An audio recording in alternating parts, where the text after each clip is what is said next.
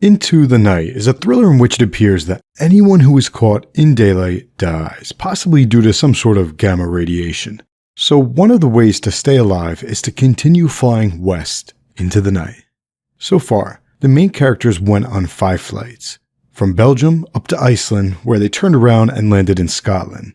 From Scotland they flew to Alberta, Canada, then to the Aleutian Islands. And from there, back to their original airport in Belgium. Last but not least, they flew to the bunker in Bulgaria. Here is a Season 1 recap, starting at Brussels, Belgium. Sylvie showed up to the airport with her boyfriend's ashes. Her plan was to go spread them and then kill herself. So there was irony in the fact that she escaped death in an attempt to kill herself. Terenzio also rushed to the airport, stole a gun, and ordered the pilot Matteo to take off. Matteo's co-pilot had been outside doing one last check of the plane, so that meant that they only had one pilot.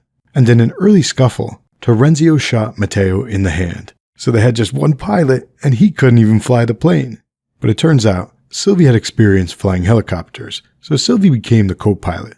The flight was originally headed east to Moscow, but instead, they flew to the west. During their first flight, they discovered that the radio had been damaged by the gunshot, but they would not be able to fix it up in the air. Their second problem was that their pilot was bleeding to death. Luckily for him, Laura was a home care nurse, so she cauterized the wound. Terenzio then told Matteo about the problem with the sun, and Matteo decided to not tell everyone on the plane so as to avoid causing a panic. But Ayaz got hold of the gun and told everyone that he heard them speaking about the sun killing everyone. At this point, Matteo told everyone that Terenzio was crazy and it was just a lie. When they flew over the airport at Iceland, they saw chaos on the ground, and there was nowhere for them to land.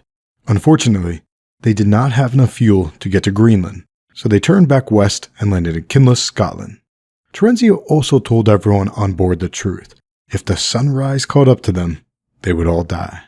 So they safely landed in Scotland, where they picked up 3 soldiers. They had 45 minutes to fix the radio, gather supplies, and refuel before daybreak.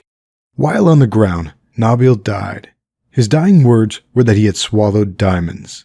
We later find out that he had swallowed emeralds and he had planned on delivering them to someone in Moscow, and that someone was Ayaz. So the flight took off from Scotland and headed west to Canada. On this second flight, Ayaz found an article which revealed that the 3 new military guests had been on trial for war crimes. One of them decided to open Enos's bottle, and simultaneously, Volkov, who has cognitive issues, decided that he was going to leave the plane mid-flight. Freddy pulled him back, and Volkov died. Up in the cockpit, Sylvie spoke to Matteo in French and told him that the 3 Scottish military men were criminals, including John, who was sitting right there in the cockpit with them. So when they arrived to Canada, Jacob tried to lock them into a room so that everyone could leave without them. But they got out and drove back to the plane, and Freddy managed to climb up into the plane's wheel well. On top of that, one of them shot the window, creating a minor crack. And ultimately, when they flew off, they left the stewardess Gabrielle behind. During their third flight, they heard another plane on the radio, and that plane told them that there might be an underwater training facility for astronauts in Hawaii. But Sylvie pointed out that Hawaii is close to the equator, so if it didn't work out there, they may not be able to outrun the sun.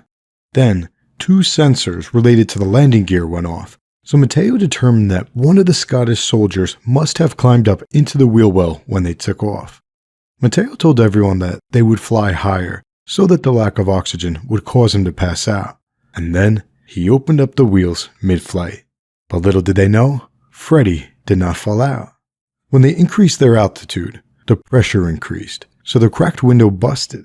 They resolved that, but as a result, they had to lower their altitude.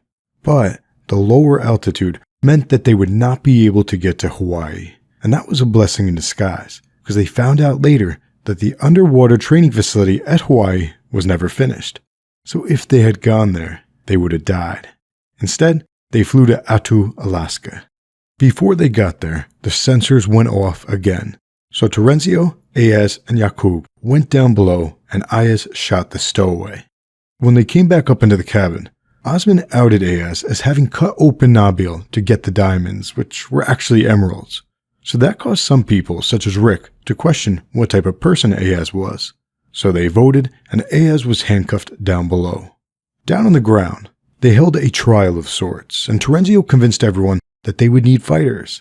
So they decided to not leave Ayaz behind in Alaska. Then, once again, they took off into the night. The second to last flight was from Attu, Alaska, back to their original location, Brussels, Belgium. During this second to last flight, Matteo began sweating profusely because he was sleep deprived and also due to his infection. So Sylvie had Ayaz and Rick carry him out of the cockpit. Matteo then went into the bathroom to pour water on his face, and everyone forgot about him. When they remembered, he was passed out. Laura determined that Matteo needed surgery, which meant that Sylvie had to land the plane by herself. With the help of Jakub, she landed it in Brussels. Well done, Sylvie. Unfortunately, a new problem had arisen. Earlier, they had found out that the food's DNA was changing, so the food was not providing nutrition. Then, Horst told them that the same thing was happening to the fuel, and the fuel at the airport was only a meter below the surface, so it was likely unusable. Luckily for them, Osman knew of fuel reserves that were stored beneath the river, but they had just 4 hours until sunrise. Osman and Jakub went and got the fuel. Meanwhile, Zara gathered medical supplies, and Laura operated on Matteo. Sylvie and Ines went to get food, but Sylvie drove off alone back to her apartment. Jakub found her there, mourning, and they bonded. Sylvie may now have a reason to live, her newfound love for Jakub. During their prior flight, they had heard some Russian coming through the radio, so Zara helped them translate, Stara 17. And at the Brussels airport, Rick listened to audio about a bunker in Bulgaria, a hydroelectric plant at Stara 17, Stara being a province in Bulgaria. So Bulgaria became their next and final destination of the season, but a lot happened before they got there. Inside the airport, Ayaz and Terenzio got into a fight, and Terenzio left him behind. But Ayaz crawled to a car and got to the plane right before they took off. So they took off for Bulgaria and locked Terenzio down below. During this final flight, they didn't have enough fuel for a flyby to spot the dam, so they had to land on their first shot, and they did it. In Bulgaria, they had just 34 minutes until sunrise, so they immediately began looking for it in 2 jeeps. Ayaz's injury caused him to crash the jeep, but Sylvie's jeep found the bunker. Terenzio said that he would stay at the gate to keep it open for the second group, but Sylvie secretly locked him to a post with the keys out of reach. The second group climbed over an electric fence and found their way to the bunker as well, so almost everyone went down below, where they were confronted by a soldier who said that they were going to solve the problem, but that he needed their help. And of course, we'd be remiss not to mention the fact that Terenzio faced the sunrise, so he most likely died.